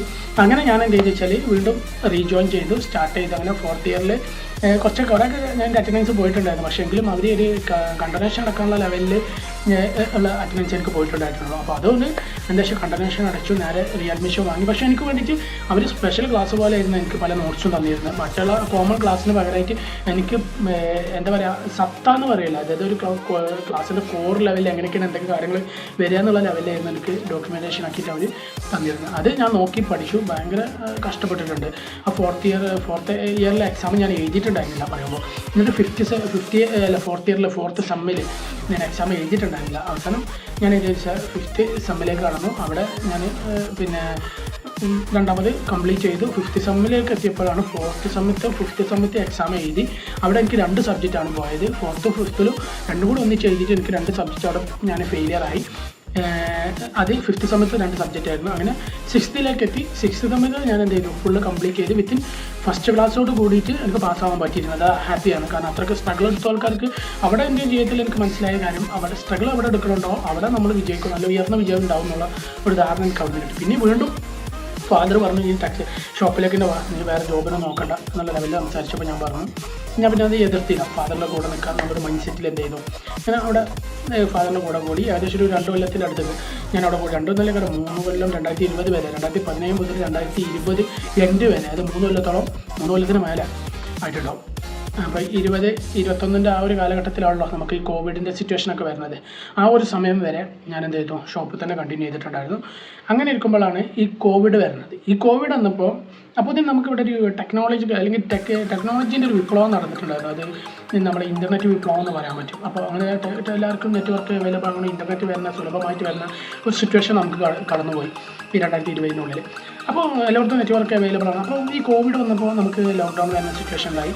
അപ്പോൾ ലോക്ക്ഡൗൺ വരുന്ന സിറ്റുവേഷൻ, അതിനിടയ്ക്ക് ഞാൻ കുറേ മറ്റുള്ള സോഷ്യൽ ആക്ടിവിറ്റീസിലൊക്കെ സജീവമായിരുന്നു. ആ സമയത്തൊക്കെ ഇതൊക്കെ പാർട്ട് ടൈം ആയിട്ട് ഇങ്ങനെ നടക്കണം. അപ്പോൾ അതിൻ്റെ കൂടുതൽ എനിക്ക് നല്ലൊരു ടീം കിട്ടി. അതിപ്പോൾ ഞാൻ പറഞ്ഞ പോളി പഠിക്കുന്ന ടൈം ഉണ്ടല്ലോ, 2014 മുതൽ 15 ആയപ്പോൾ ഞാൻ ഈ സോഷ്യൽ ആക്ടിവിറ്റീസിലൊക്കെ കുറച്ച് സജീവമായിട്ടുണ്ടായിരുന്ന സാധനം കൊണ്ടാണ് എനിക്ക് ഒരുപാട് കമ്മ്യൂണിക്കേഷൻ അല്ലെങ്കിൽ കണക്ഷൻസ് ഉണ്ടായിരുന്നു. ഒരുപാട് കണക്ഷൻസ് ഉണ്ടായതുകൊണ്ട് തന്നെ എനിക്ക് ഒരു ടീം കിട്ടി. എന്ന് വെച്ചാൽ ഡിജിറ്റൽ മാർക്കറ്റിങ്ങും കാര്യങ്ങളൊക്കെ ചെയ്യുന്ന ഒരു നല്ലൊരു ഗ്രൂപ്പിനെ കിട്ടി. അപ്പോൾ അവരെ കൂടെ ഞാൻ കുറേ കാര്യങ്ങൾ ഡിജിറ്റൽ മാർക്കറ്റിങ്ങും കാര്യങ്ങളൊക്കെ പഠിച്ചു. അപ്പോൾ ഈ 2020 കാലഘട്ടത്തിലൊക്കെ ഞാൻ സൈഡിലൂടെ ഇങ്ങനെ poster making, video editing, photo editing ഇങ്ങനത്തെ കാര്യങ്ങളൊക്കെ ചെയ്യുന്നുണ്ട്. അതിൽ കൂടുതൽ ഞങ്ങൾ ടീമിൽ ബന്ധപ്പെട്ട ഒരാൾ ന്യൂസ് ചാനൽ തുടങ്ങി. അപ്പോൾ ന്യൂസ് ചാനലിൻ്റെ മാനേജിംഗ് ഡയറക്ടർ ടീമിലേക്ക് സ്വാഭാവികമായിട്ട് ടീമിലൊരു അംഗം എന്നുള്ള നിലക്ക് പിന്നെ ഞാൻ റിപ്പോർട്ട് ചെയ്യാൻ പോകേണ്ടി വരും. ആ ചാനലൊന്ന് സെറ്റ് ആവേണ്ടി വരും. ഇങ്ങനത്തെ ഒക്കെ കാര്യത്തിന് വേണ്ടിയിട്ട് എന്ത് ചെയ്യുന്നു വെച്ചാൽ, അപ്പോൾ നമ്മൾ മാനേജിംഗ് ഡയറക്ടർ ആ ഒരു ലെവലിലേക്ക് എനിക്കൊരു സെലക്ഷൻ കിട്ടി. ആ ടീമിൻ്റെ എല്ലാവരും അതിൽ ടീമിൻ്റെ ആയിരുന്നു ശരിക്കും ആ ചാനലിൻ്റെ ഓണർഷിപ്പ്. അങ്ങനെ ആ ചാനൽ തുടങ്ങി കുറേ കാലം കുറച്ച് കാലം അതിൻ്റെ കൂടെ റിപ്പോർട്ടറൊക്കെ ആയിട്ട് പോയിട്ടുണ്ടായിരുന്നു. അപ്പോൾ അവർ ഞാനും കുറച്ച് പിൻവലിഞ്ഞു. ഇപ്പോൾ എന്താ പറയുക, ഇപ്പോഴത്തെ കാലത്ത് ഞാൻ പിന്നെ ടീം എപ്പോഴും നല്ല ബന്ധങ്ങൾ കീപ്പ് ചെയ്യാനുണ്ട്. പക്ഷേ എങ്കിലും ഇപ്പോൾ ഞാൻ അധികമായിട്ട് സോഷ്യൽ ആക്ടിവിറ്റീസിൽ സജീവമല്ലാത്തതുകൊണ്ട് തന്നെ അവർ പുതിയൊരു ചാനൽ ഇപ്പോൾ തുടങ്ങിയിട്ടുണ്ട്. അത് ഇപ്പോൾ ഉഷാറായിട്ട് പോകുന്നുണ്ടെന്നാണ് പറഞ്ഞത്. അപ്പോൾ കമ്മ്യൂണിക്കേഷൻ ഇപ്പോൾ അവർക്ക് എന്തെങ്കിലും ഡിജിറ്റൽ സപ്പോർട്ട് എന്തെങ്കിലും അല്ലെങ്കിൽ ഈ സോഷ്യൽ മീഡിയ പിന്നെ എന്താ പറയുക റീച്ച് കിട്ടുന്ന രീതിയിൽ കുറച്ച് കാര്യങ്ങൾ ചെയ്യാൻ ചോദിക്കാറുണ്ട്. അപ്പോൾ നമുക്ക് സമയം ഉണ്ടെങ്കിൽ നമ്മൾ അവരെ സപ്പോർട്ട് ചെയ്തെടുക്കാറുണ്ട്. അത്രയൊക്കെ ഉള്ളൂ. നല്ല ബന്ധങ്ങൾ ഇപ്പോഴും കീപ്പ് ചെയ്യുന്നുണ്ട്. അപ്പോൾ ആ ഒരു സമയത്ത് അങ്ങനെയൊക്കെ കുറേ കാര്യങ്ങൾ ചെയ്യാൻ പറ്റി. പിന്നെ ഒരുപാട് സോഷ്യൽ വർക്കിലിപ്പോൾ കുറേ അറിയപ്പെട്ട ആൾക്കാരെ സോഷ്യൽ മീഡിയ സെക്രട്ടറി ആ ഒരു ലെവലിലൊക്കെ എനിക്ക് വർക്ക് ചെയ്യാൻ പറ്റിയിട്ടുണ്ട്. അതൊക്കെ ഹാപ്പിയാണ്. ജീവിതത്തിൽ കിട്ടിയ നല്ല ബെറ്റർ എക്സ്പീരിയൻസ് ആണ് അതൊക്കെ. അപ്പോൾ അങ്ങനെയൊക്കെ മുന്നോട്ട് പോയി ഇങ്ങനെ വരുന്ന സമയത്താണ് ഈ കോവിഡ് വരുന്നത്. ഈ കോവിഡ് വന്നപ്പോൾ എൻ്റർലി ബ്ലോക്കായി ബിസിനസ് മൊത്തം. എല്ലാവർക്കും ഒരേപോലെ ബിസിനസ് ഇത് ഡൗൺ ആവുന്ന സമയമാണല്ലോ കോവിഡിൻ്റെ സിറ്റുവേഷൻ വന്നത്. അപ്പോൾ ആണ് എന്ത് സംഭവിച്ചതെന്ന് വെച്ച് കഴിഞ്ഞാൽ, ഞാൻ ഇങ്ങനെ ഇരിക്കുന്ന ടൈമിൽ എനിക്കൊരു സിസ്റ്റം, അതായത് ഇപ്പോൾ ഞാൻ പറഞ്ഞില്ലേ എൻ്റെ കയ്യിലൊരു സിസ്റ്റം ഉണ്ടായിരുന്നു, ഒരു ആസൂസിൻ്റെ ലാപ്ടോപ്പ് ഉണ്ടായിരുന്നു. അപ്പോൾ അതിലിങ്ങനെ പലതും ഇങ്ങനെ ടൈപ്പ് ചെയ്യും, വീഡിയോ എഡിറ്റൊക്കെ ചെയ്യുന്ന സമയത്ത് എനിക്കൊരു തോന്നില്ല. അപ്പോൾ കോവിഡ് ടൈമിൽ ഞാൻ വെറുതെ കോഡിംഗ് ഒന്ന് പഠിച്ച് അങ്ങനത്തെ ഒരു മൈൻഡ് സെറ്റിലല്ല ശരിക്കും യൂട്യൂബ് സെർച്ച് ചെയ്തത്. യൂട്യൂബ് ഇങ്ങനെ സെർച്ച് ചെയ്യുന്ന സമയത്ത് ഇതെന്ത് സംഭവം കോഡിംഗ് എന്നുള്ള ലെവലിൽ ഇങ്ങനെ നോക്കുന്ന ടൈമിൽ എനിക്ക് യൂട്യൂബിൽ എന്താ പറയുക ഒരു ആഡ് പോലെ നമുക്ക് ഒരു പ്രൊമോഷൻ പോലെ വരുമല്ലോ യൂട്യൂബിൽ. അങ്ങനെ വന്നതാണ് ശരിക്കും ആ ഒരു ഹോം സ്ക്രീനിൽ ഇൻഡിക്കേറ്റർ ഈ വീഡിയോ. അപ്പോൾ അത് വന്ന് നമ്മൾ വെബ് ഡിസൈനിങ് ചലഞ്ചുമായി ബന്ധപ്പെട്ട് അത് ഈസി ആയിട്ട് പഠിക്കാൻ പറ്റുന്ന ലെവലിൽ അപ്പോൾ ഞാൻ ജസ്റ്റ് ഒന്ന് വാച്ച് ചെയ്ത് നോക്കി എന്താ സംഭവം. അപ്പോൾ ഇത്ര ഈസി ആയിട്ടാണോ അത് പഠിപ്പിക്കുന്നത് എന്നുള്ള ലെവലിൽ എനിക്ക് പിന്നെ തോന്നി. ഒരു വർഷം നമ്മൾ പഠിക്കുന്ന സാധനം വളരെ 2 മണിക്കൂർ 3 മണിക്കൂറിനുള്ളിൽ നമുക്കിത് അണ്ടർസ്റ്റാൻഡ് ചെയ്യാൻ പറ്റിയിട്ട് വളരെ ഈസിയാണ് സാധനം എന്നുള്ള ലെവലിൽ. അപ്പോൾ അത് തുടക്കത്തിൽ ഞാൻ പഴയ വീഡിയോ പറഞ്ഞ പോലെ 2.5 കോഡിംഗ് ചാലഞ്ച് കാണണം എന്നൊക്കെ പറയുന്നുണ്ടായിരുന്നു. അപ്പോൾ ഞാൻ ചെയ്തുകൊണ്ടിരിക്കുന്ന ടൈമിൽ എനിക്കൊരു ബ്ലോക്കും കാര്യങ്ങളൊക്കെ വന്നപ്പോൾ ഞാൻ എന്ത് ചെയ്തു, വീണ്ടും 2.5 കോഡിംഗ് ചാലഞ്ച് സ്റ്റാർട്ട് ചെയ്ത്. അപ്പോഴാണ് ശരിക്കും പറയാൻ നമ്മളെ കോളേജിൽ പഠിപ്പിക്കുന്ന പോലെ എല്ലാം ശരിക്കും 2.5 കോഡിംഗ് ചാലഞ്ച് ശരിക്കും മനസ്സിലായി. അപ്പോൾ ആ ഒരു മാച്ച് ഉണ്ട്, ഇല്ല എന്നല്ല 100% ഡിഫറൻറ്റ് ആണെന്നല്ല നമുക്ക് പറയാൻ പറ്റില്ല. എങ്കിലും കോളേജ് പഠിപ്പിക്കുന്നതിനെക്കാട്ടും ബെറ്റർ ആയിട്ട് നമുക്ക് അണ്ടർസ്റ്റാൻഡ് ചെയ്യാൻ പറ്റുന്നുണ്ട്. കാരണം അവിടെ ലൈവ് കോഡിംഗ് ആണ്. ഇവിടെ അത് ചില ക്ലാസ്സിൽ ലൈവ് കോഡിംഗ് ആണെന്നുള്ള വ്യത്യാസം കൊണ്ട് തന്നെ നമുക്ക് പെട്ടെന്ന് മനസ്സിലാവുന്നുണ്ട് എന്നുള്ള ഒരു കാര്യം. പിന്നെ അത് റിപ്പീറ്റ് ചെയ്യണം എന്നുള്ള ധാരണ നമുക്ക് പറഞ്ഞു. അപ്പോൾ അങ്ങനെയൊക്കെ മനസ്സിലാക്കിയപ്പോൾ എനിക്ക് തോന്നി ഇത് ഇച്ചിരി കൂടി ബെറ്റർ ആണല്ലോ. അപ്പോൾ ഇവർ പിന്നെ എന്താ വെച്ചാൽ ഇങ്ങനെ ബ്രോ ക്യാമ്പ് ഒന്നും ആയിട്ടില്ല കേട്ടോ. അന്ന് എന്തായിരുന്നു, അന്ന് SPS ആണ്, സ്കൂൾ ഓഫ് പ്രാക്ടിക്കൽ സ്റ്റഡീസ് എന്ന് പറഞ്ഞുകൊണ്ടാണ് അവർ പേരുണ്ടായിരുന്നു. SPS ആയിരുന്നു. പിന്നീട് ക്രോസ് റോഡ്സ് ആയത്. അത് ഞാൻ പറയാം അതിനൊരു സ്റ്റെപ്പ് എന്താണ്. അപ്പോൾ ഞാൻ SPS ആയിരുന്നു ഉണ്ടായിരുന്നത്. അപ്പോൾ ഞാൻ SPS എന്ന് പറഞ്ഞാൽ ഇങ്ങനൊരു സംഭവം അവർക്ക് ഉണ്ടെന്ന് പറഞ്ഞൊരു വീഡിയോ ഉണ്ടായിരുന്നു അതിൻ്റെ കൂടെ. അപ്പോൾ അതിൻ്റെ കൂടെ അത് നോക്കി അപ്പോൾ എനിക്ക് തോന്നി ഞാനൊന്ന് അതിലേക്ക് മാറിയാലോ എന്ന്. അപ്പോഴാണ് കുറച്ച് ഫിനാൻഷ്യൽ ട്രബിൾ അനുഭവിക്കുന്ന ഒരു സിറ്റുവേഷൻ കൂടിയാണല്ലോ അത്. അപ്പോൾ ഫണ്ട് വലിയൊരു ഇഷ്യൂ ആണ് എന്നുള്ള ലെവലിൽ എനിക്ക് തോന്നി. അപ്പോൾ ഞാനന്ന് ഇതിൻ്റെ ഇന്നത്തെ CEO ഉണ്ടല്ലോ പ്രോട്ടോടൈപ്പിൻ്റെ ഷബീർ അലി അവർക്ക് ഞാൻ രജിസ്റ്റർ ചെയ്തപ്പോൾ എനിക്ക് ഷബീർ അലിയാണ് വിളിച്ചത്. ഷബീർ അലി സാർ വിളിച്ചിട്ട് എന്നോട് പറഞ്ഞു, ഷബീർ അലി സാർ എന്നോട് വിളിച്ചിട്ട് പറഞ്ഞത് എന്താണെന്ന് വെച്ച് കഴിഞ്ഞാൽ അങ്ങനെയൊക്കെ ജോയിൻ ചെയ്തോ. അപ്പോൾ അങ്ങനെ കാര്യങ്ങളൊക്കെ പറഞ്ഞു. പിന്നെ സംസാരിച്ച് അങ്ങനെ ജോയിൻ ചെയ്യാനുള്ള ഒരു തീരുമാനമാക്കി. അപ്പോൾ എന്നോട് അന്ന് കാലിക്കറ്റ് ജോയിൻ ചെയ്തോ എന്ന് പറഞ്ഞപ്പോൾ ഞാൻ പറഞ്ഞു എനിക്ക് കാലിക്കറ്റ് ജോയിൻ ചെയ്യാൻ കുറച്ച് ലിമിറ്റേഷൻസ് ഉണ്ട്. കാരണം ഇപ്പോൾ ഫണ്ടിൻ്റെ ഒരു ഇഷ്യൂ ആണ്.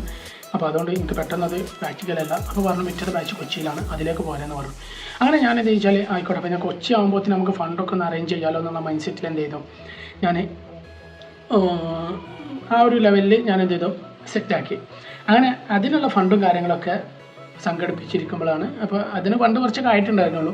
പിന്നെ എൻ്റെ ഒരു ഫാമിലി റിലേറ്റീവ് മുത്തപ്പനുമായി അവർക്ക് നല്ലൊരു സപ്പോർട്ട് ചെയ്തിട്ടുണ്ട് ഈ കാര്യത്തിൽ. പിന്നെ ഞാൻ പറഞ്ഞില്ല വീഡിയോയിൽ പറഞ്ഞല്ലോ ഫാദർ ആയിരുന്നു ഏറ്റവും വലിയ സപ്പോർട്ട്. എനിക്കിപ്പോൾ കുറേ പൈസ തന്നിട്ടുണ്ട്. പക്ഷേ എനിക്ക് ഫാദർ ഭയങ്കര എതിർപ്പായിരുന്നെങ്കിലും ഫാദർ ആയിരുന്നു അതിന് വലിയ ഫണ്ട് കൊടുത്തിരുന്നതെന്ന് പിന്നീട് ഞാൻ അറിയണേ. അത് ഞാൻ ആ വീഡിയോയിൽ പറഞ്ഞിട്ടുണ്ടായിരുന്നു. അപ്പോൾ അങ്ങനെ എനിക്ക് കാരണം വീട്ടിൽ ചോദിക്കാൻ നമുക്ക് ലിമിറ്റേഷൻ ഉണ്ടല്ലോ. അപ്പോൾ അങ്ങനെ മുത്തപ്പൻ്റെ മോനെ അങ്ങനെ കുറേ പൈസ തന്നിട്ടുണ്ട്. പിന്നെ എൻ്റെ ഒരു ബെസ്റ്റ് ഫ്രണ്ട് ഉണ്ട് റംഷിദ് എന്ന് പറയും. അവരും എന്നെ ഒരുപാട് ആ സമയത്തൊക്കെ സപ്പോർട്ട് ചെയ്തിട്ടുണ്ടായിരുന്നു. അപ്പോൾ അങ്ങനെ കുറച്ച് അപ്പോൾ ഒരിക്കലും മറക്കാൻ പറ്റാത്ത കുറച്ച് മുഖങ്ങൾ നമ്മുടെ ജീവിതത്തിൽ ആരും ഇല്ലാത്തവർക്ക് ദൈവം തുടർന്നതാണെന്ന രീതി ദൈവത്തിൻ്റെ ഭാഗമായിട്ട് അവരൊരു സഹായം ഉണ്ടാവുമല്ലോ. ആ ലെവലിൽ എനിക്ക് പല അങ്ങനത്തെ കുറച്ച് സപ്പോർട്ടുകൾ ഉണ്ടായിട്ടുണ്ട്. അപ്പോൾ ആ ഒരു സമയത്ത് ഞാനത് കംപ്ലീറ്റ് ചെയ്തു. അങ്ങനെ നേരെ എന്താ പറയുക ബ്രോ ക്യാമ്പിൽ ഇന്നത്തെ ബ്രോ ക്യാമ്പ് അന്നത്തെ SPS ജോയിൻ ചെയ്യാൻ തീരുമാനമെടുത്ത് നേരെ കൊച്ചിയിലേക്ക് വണ്ടി കയറി. അപ്പോൾ അവിടെ സ്റ്റേയും കാര്യങ്ങളൊക്കെ ഉണ്ടായിരുന്നു. അപ്പോൾ അതിന് കുറച്ച് ലിമിറ്റേഷൻ വന്നപ്പോഴാണ് ഞാൻ അവിടെ എനിക്കൊരു ഞാൻ പറയില്ലേ സോഷ്യൽ വർക്കിൽ കുറച്ച് സജീവമായതുകൊണ്ട് അവിടുത്തെ പ്രധാനപ്പെട്ട ഒരാൾ ഒരു കണക്ഷൻ ഉണ്ടായതുകൊണ്ട് അപ്പോൾ അദ്ദേഹം പിന്നെ സ്റ്റേക്കുള്ള കാര്യങ്ങളൊക്കെ സെറ്റ് ചെയ്ത് തന്നിരുന്നു. അങ്ങനെ അവിടെ പോയി സ്റ്റേ ചെയ്തു. അങ്ങനെ അവിടെ സ്റ്റാർട്ട് ചെയ്ത് കഴിഞ്ഞപ്പോൾ ഫസ്റ്റിലെ ഫിമിഗേഷൻ എന്ന് പറയുകയാണെങ്കിൽ ആലോചിക്കാൻ വയ്യ, ഭയങ്കര ടഫാണ് എന്നുള്ളൊരു മൈൻഡായിരുന്നു. അപ്പോൾ എന്താ വെച്ചാൽ നമ്മൾ ഇവിടെ വീഡിയോയിൽ കാണുന്ന പോലെയല്ല, നമ്മൾ വീഡിയോ കണ്ട് നമ്മൾ കോഡ് ചെയ്ത പോലെയല്ല അവിടെ ചെന്നപ്പോൾ എന്താ പറയുക നമ്മളിപ്പോൾ ഇത് കോഡ് ചെയ്യുന്നുണ്ട്, നമ്മൾ വീഡിയോയിൽ നോക്കി പഠിക്കുന്നുണ്ട്. ഇവിടെ ഫിമിഗേഷനിൽ സ്റ്റാർട്ട് ചെയ്തു. ഫിമിഗേഷന് ഒരു ഇനീഷ്യൽ സ്റ്റെപ്പുള്ള ഒരു സംഭവം ഉണ്ടല്ലോ, ഒരു മോക്ക് ടെസ്റ്റ്. ഈ മോക്ക് ടെസ്റ്റ് സ്റ്റാർട്ട് ചെയ്തപ്പോൾ ശരിക്കും പറയുകയാണെങ്കിൽ കിളി പാറിയ അവസ്ഥയായിരുന്നു. ക്വസ്റ്റ്യൻസൊക്കെ എന്തൊക്കെ ക്വസ്റ്റ്യൻസ് ചോദിക്കണ പോലെ ഒരു അവസ്ഥ എനിക്ക് വന്നു. കാരണം നമ്മൾ പഠിച്ച ഒരു കോൺസെപ്റ്റ് അല്ല അവിടെ എന്നുള്ളത് അപ്പോഴാണ് നമ്മൾ ശരിക്കും മനസ്സിലാവണേ. അങ്ങനെ അവിടുത്തെ ആ ഫിമിഗേഷന് വേണ്ടി പാസ്സാകാൻ വേണ്ടിയിട്ട് നോക്കിയപ്പോൾ ആ ഫിമിഗേഷനിൽ മോക്ക് ടെസ്റ്റിൽ പൊട്ടിയെന്ന് വെച്ചാൽ ഫസ്റ്റ് ക്വസ്റ്റ്യൻ തന്നെ പൊട്ടി. പിന്നെ ഈ ജാവൻ്റെ ക്വസ്റ്റ്യൻസിലേക്ക് കയറാനുള്ള അവസരമില്ല. ജാവയ്ക്ക് അത്യാവശ്യം അന്ന് ഓപ്ഷൻ്റെ തിയററ്റിക്കൽ ക്വസ്റ്റ്യൻസ് എനിക്കറിയാം, പക്ഷേ ഇപ്പോഴും പ്രാക്ടിക്കലായിട്ടൊരു ഐഡിയ ഇല്ല. പിന്നെ ആകെയുള്ളത് ഒരാഴ്ചയാണ്. ഈ ഒരാഴ്ച എന്ന് പറഞ്ഞു കഴിഞ്ഞാൽ അവിടുത്തെ ഒരു ഫസ്റ്റ് 3 ദിവസത്തെ ക്ലാസ് ഉണ്ട്. അതായത് 3 ദിവസം അവിടെ കയറി ചെന്ന് നേരെ ഫിമിഗേഷനിലേക്ക് കൊണ്ടുപോയി ഇടുന്നില്ല. ഒരു 3 ദിവസത്തെ, ഇപ്പോൾ എത്ര ദിവസമാണെന്ന് എനിക്കറിയില്ല, പക്ഷേ അന്ന് 3 ദിവസമായിരുന്നു.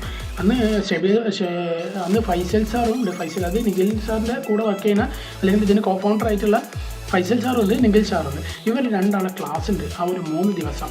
അതിൽ ഡെഡിക്കേഷന് താല്പര്യമുള്ള ആൾക്കാരാണെങ്കിൽ ആ ക്ലാസ്സിൽ ഇരുന്നിട്ട് അവർ വന്ന് തീരുമാനം എടുക്കുകയാണ്. ഇതല്ലാതെ വേറെ ലൈഫിൽ എന്നെ സംബന്ധിച്ചിടത്തോളം എനിക്കിപ്പോൾ ഇതൊക്കെ വെറുപ്പിച്ചിട്ടാണ് വരുന്നത്. വീട്ടുകാരൊക്കെ എന്താ പറയുക ഒരു താല്പര്യമില്ല, അവർക്കൊരു താല്പര്യമില്ലാതെ ഞാൻ ഇവിടെ ചെന്നതാണ്. അപ്പോൾ എന്താ പറയുക ഇതൊക്കെ വെറുപ്പിച്ചിട്ട് അങ്ങോട്ട് ചെല്ലുമ്പോൾ എന്നെ സംബന്ധിച്ചിടത്തോളം എനിക്കിത് അച്ചീവ് ചെയ്തേ മതിയാവും, വേറെ വഴിയില്ല. ആ ഒരു സമയത്ത് ഞാൻ എന്ത് ചെയ്തു, എനിക്കിത് എങ്ങനെയെങ്കിലും അച്ചീവ് ചെയ്യണം എന്നുള്ള മൈൻഡ് സെറ്റിൽ ഞാൻ നേരെ അത് കംപ്ലീറ്റ് ചെയ്ത് വെച്ചാൽ ആ ഫിമിഗേഷനിലുള്ള 2ാമത്തെ ടെസ്റ്റിൻ്റെ സമയമാണ്. ആ സമയത്തേക്ക് ഇപ്പോൾ നമ്മൾ പറഞ്ഞ ആ ഒരു സ്റ്റെപ്പ്. അപ്പോൾ അവിടെ എത്തിയപ്പോൾ എനിക്ക് മനസ്സിലായി ഈ ഒരു പഠിപ്പൊന്നും പോരാ, ഈ ഒരു ക്വാളിറ്റി ഒന്നും പോരാ ഇതൊന്ന് പാസ്സാവാനെന്നുള്ള. പിന്നെ ടെൻഷൻ അടിച്ച ദിവസങ്ങളായിരുന്നു. ആ ഒരാഴ്ചയിൽ എങ്ങനെയെങ്കിലും പാസ്സാവണം, എങ്ങനെയെങ്കിലും പാസ്സായിട്ട് ഫിമിഗേഷൻ പാസ്സാവണം, എങ്ങനെയെങ്കിലും ഇതിലേക്ക് കയറിപ്പെടണം എന്നുള്ളൊരു മൈൻഡ് സെറ്റിലാണ് വർക്കൗട്ട്. രാവും പകലും ഇല്ലായിരുന്നു. ഓരോ കോഡ് ചെയ്യുക, ടെസ്റ്റ് ചെയ്യുക, ലൂപ്പ് പഠിക്കുക, ലൂപ്പിൽ പാറ്റേൺ എങ്ങനെയാണ് ഒരു സ്റ്റെപ്പ് ഉണ്ടായിരുന്നു. ആദ്യം ബേസിക് കോഡിങ്, അത് ഇൻഡ്, ഫ്ലോട്ട്, ഡബിൾ, ക്യാർ, സ്ട്രിങ്, അങ്ങനത്തെ കുറേ കാര്യങ്ങളുണ്ടല്ലോ. ഇതൊക്കെ പഠിക്കുകയാണ് അവിടെ. ആ സമയത്ത് പഠിച്ചത് എന്തിനാണ്, ഇത് എങ്ങനെയാണ് പാറ്റേൺ, പാറ്റേണൊക്കെ റൈറ്റ് പേപ്പർ വെക്കുകയാണ്.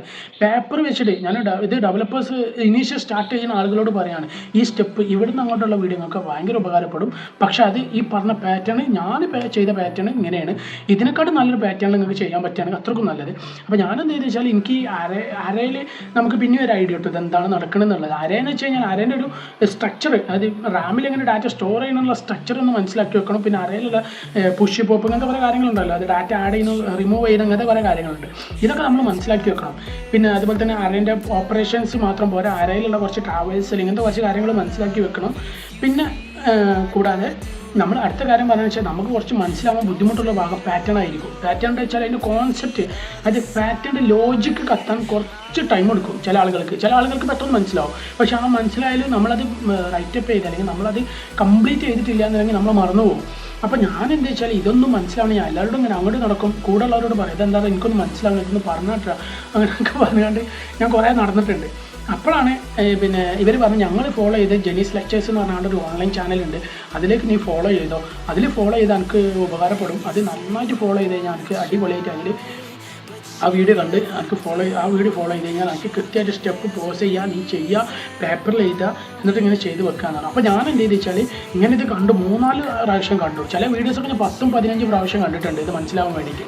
കാണും, നല്ല സ്ലോ ആക്കും, കാണും, വീണ്ടും ചിലപ്പോൾ മനസ്സിലാവില്ല, പിന്നെ വീണ്ടും കാണും, പിന്നെ ഇങ്ങനെ റിപ്പീറ്റായി കണ്ട് അവസാനം ഞാൻ വെച്ചാൽ ഇതിൻ്റെ കോഡിങ്ങിൻ്റെ ഒരു ഐഡിയ കിട്ടിയപ്പോൾ ഞാൻ പേപ്പറിൽ എഴുതാൻ തുടങ്ങി. പേപ്പറിൽ സ്വന്തമായിട്ട് കോഡ് ചെയ്തതിന് ശേഷം അതിൻ്റെ ഔട്ട്പുട്ട് ഞാൻ എൻ്റെ ലോജിക്കലി വർക്ക് ചെയ്യിപ്പിക്കും, അങ്ങനെയാണ് സംഭവിക്കുന്നത് എന്നുള്ളത്. എന്നിട്ട് ആ ലെവലിൽ ഞാൻ ഔട്ട്പുട്ടും ലെഫ്റ്റ് സൈഡിൽ ഒരു പേപ്പറിന് 2ആയിട്ട്, ഇപ്പോൾ ഒരു പേപ്പർ ഇങ്ങനെയാണെന്നുണ്ടെങ്കിൽ പേപ്പറിന് 2ആയിട്ട് ഇങ്ങനെ ചുരുക്കും. എന്നിട്ട് ഒരു ഭാഗത്ത് പിന്നെ കോഡ് ചെയ്തും ഇതിന് അപ്പുറത്തെ പോലെ ഉണ്ടല്ലോ ഈ ഭാഗം, അപ്പോൾ ഈ ഭാഗത്ത് എന്തായിരിക്കും അതിൻ്റെ ഔട്ട്പുട്ട് എഴുതും. ഈ ഔട്ട്പുട്ട് എഴുതിയിട്ട് ഇങ്ങനെ സ്വന്തമായിട്ട് റൈറ്റപ്പ് ചെയ്യുന്നൊരു കമ്പ്യൂട്ടറിൽ ടൈപ്പ് ചെയ്ത് ഉണ്ടാക്കിയിട്ട് നോക്കിയിട്ട് റൺ ചെയ്യിപ്പിക്കുമ്പോൾ അപ്പോൾ എന്തെങ്കിലും ഇഷ്യൂസ് ഉണ്ടാവും. അപ്പോൾ അത് വീണ്ടും സോൾവ് ചെയ്യാം. അങ്ങനെ ഇരുന്ന് വർക്കൗട്ട് ചെയ്ത് അവസാനം ഒരു ലോജിക്ക് കിട്ടി, അതിൻ്റെ പാറ്റേണിൻ്റെ ലോജിക്ക് എന്താണെന്നുള്ളത് അവസാനം കിട്ടി. അങ്ങനെയാണ് ഞാൻ പാറ്റേൺ എന്ന കാര്യങ്ങളൊക്കെ സെറ്റായി രണ്ടാമത്തെ ഫിമിഗേഷനിൽ. പിന്നെ എനിക്ക് ശരിക്കും പറയുകയാണെങ്കിൽ വലിയൊരു ഹെൽപ്പ് ഉണ്ടായത് ആദ്യം തന്നെ ഓപ്ഷനെ കുറിച്ച് ശരിക്കും ഒരു ധാരണ ഉണ്ടായിരുന്നു. എനിക്ക് ധാരണ വെച്ചാൽ കോഡിങ് ലെവലിലല്ല, തിയററ്റിക്കൽ ധാരണ ഉണ്ടായിരുന്നു. അതുകൊണ്ട് തന്നെ പിന്നെ അത് പഠിക്കാൻ കുറച്ചും കൂടി എളുപ്പമായിരുന്നു എനിക്ക്. അപ്പോൾ ഞാൻ അത് പഠിച്ചു, ഓപ്ഷൻ കൂടി പഠിച്ച് സെറ്റായി. എന്നിട്ട് ഞാൻ ഇൻ്റർവ്യൂ അറ്റൻഡ് ചെയ്തു. ഇൻ്റർവ്യൂവിൽ അതായത് മോക്കിൻ്റെ ഒറിജിനൽ ഫൈനൽ ടെസ്റ്റുമോ അതിൽ പാസ്സായിട്ട് നേരെ എന്ത് ചെയ്തു, ഇതിൻ്റെ ക്യാമ്പിലേക്ക് ജോയിൻ ചെയ്തു. പ്രോ ക്യാമ്പ് എല്ലാം അന്ന് school of practical studies SPS ആണ്. SPS ജോയിൻ ചെയ്തു.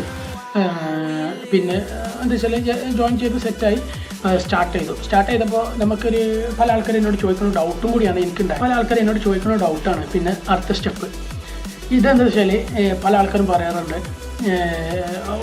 ബേസിക് കോഡിംഗ് ഒക്കെ ഇപ്പോൾ കഴിഞ്ഞല്ലോ, സെറ്റായല്ലോ, ഇനി ഡൊമൈൻ ചൂസിങ് എന്ന് പറഞ്ഞൊരു ചാൻസ് ഉണ്ട്. അതിനു മുമ്പ് നമ്മൾ അവിടെ വേറെ കുറച്ച് കാര്യങ്ങൾ ചെയ്യുന്നുണ്ട്, അവിടെ ഡിസൈനിങ്ങുമായി ബന്ധപ്പെട്ട കുറച്ച് കാര്യങ്ങളൊക്കെ. അപ്പോൾ അതൊക്കെ കഴിഞ്ഞതിന് ശേഷം പിന്നെ ഡൊമൈൻ ചൂസിങ് എന്നുള്ള ലെവലിലേക്ക് എത്തി. ഡൊമൈൻ ചൂസിങ് എന്നുള്ള ലെവലിലേക്ക് എത്തിയപ്പോൾ എന്താ പറയുക, അവിടെ ആകെ കൺഫ്യൂഷനായി. ഫ്ലട്ടർ എടുക്കണോ, ബാക്ക് എൻഡ് എടുക്കണോ, അല്ലെങ്കിൽ കോഡ്ലിൻ എടുക്കണോ, ഇങ്ങനെ എല്ലാത്തിലും കൂടി ഒരു കൺഫ്യൂഷൻ വന്നു. അപ്പോൾ പലതും പറയുന്നുണ്ട്, പല ആൾക്കാരും ചോദിക്കുന്നുണ്ട്.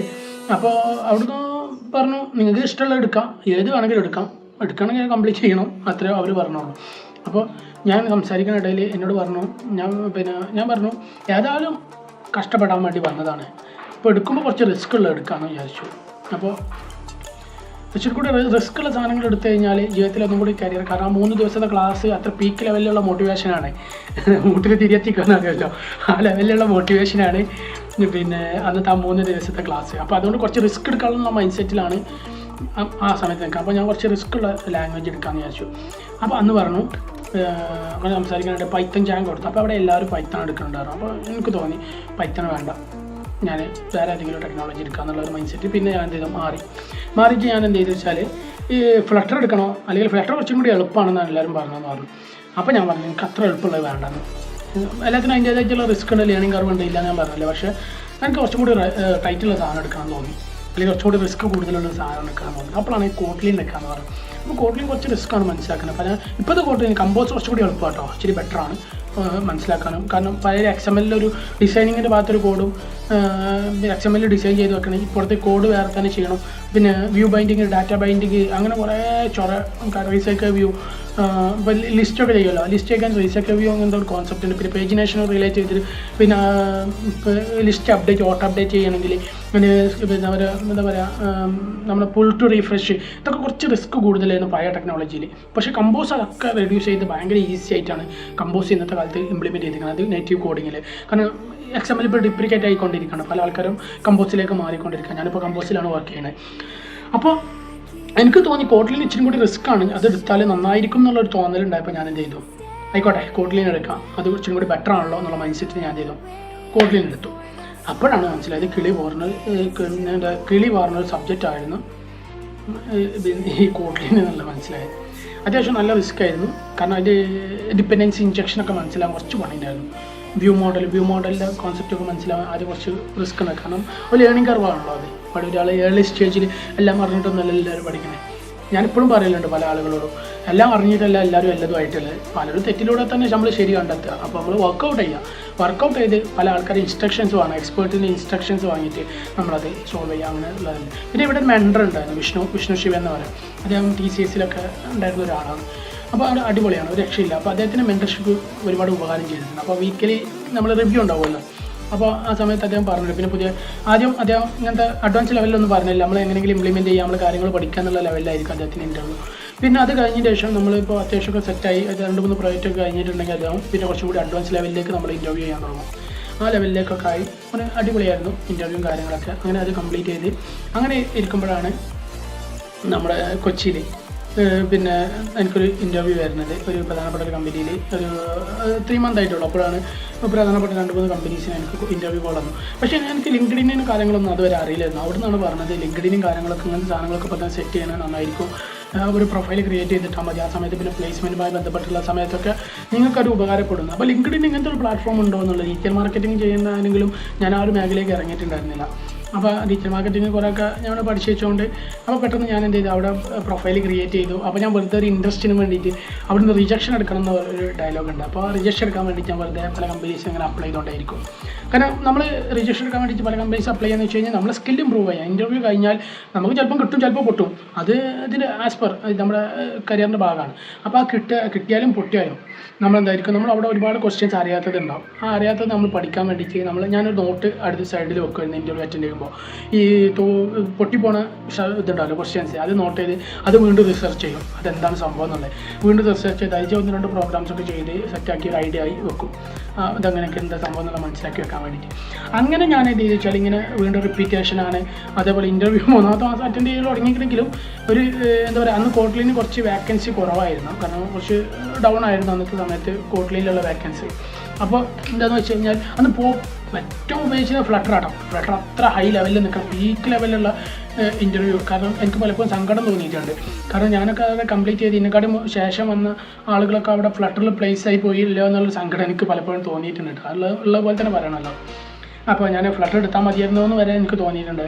പക്ഷേ എന്ത് സംഭവം എന്ന് വെച്ച് കഴിഞ്ഞാൽ അവിടെ എനിക്ക് നല്ലൊരു പാക്കേജിൽ നല്ലൊരു കമ്പനിയിൽ പ്ലേസ് ആവാൻ പറ്റി. അങ്ങനെ കംപ്ലീറ്റ് ചെയ്തു.